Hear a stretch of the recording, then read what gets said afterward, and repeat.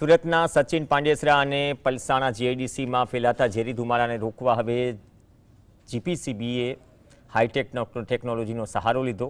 અધિકારીઓએ રૂબરૂ જવાના બદલે 2.5 લાખની કિંમતના 360 ડિગ્રી પીટીઝેડ કેમેરા દ્વારા મોનિટરિંગ શરૂ કર્યું। જમીનથી 45 ફૂટ ઊંચા પોલ પર લાગેલા આ કેમેરા અડધા કિલોમીટરની ત્રિજ્યામાં ફેક્ટરીઓની ચીમનીઓ પર નજર રાખશે।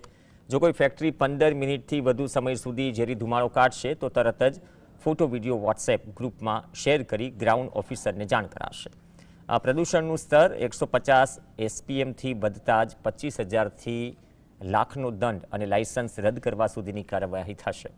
આ ડિજિટલ વોચથી સ્થાનિક લોકો અને કામદારોએ પણ હાશકારો અનુભવ્યો।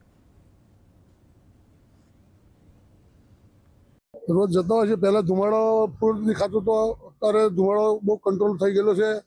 आता જતા ધુમાડાને લીધે ફેફસાં અને શારીરિક તકલીફ બહુ જ થતી હતી।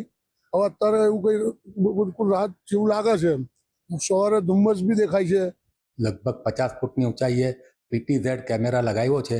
जे कैमेरा आखा પાંડેસરાના તમામ ચીમનીઓમાંથી નીકળતા ધુમાડાનું તા દ્રશ્ય પૂરેપૂરી એમાં ચેકિંગ રાખે છે।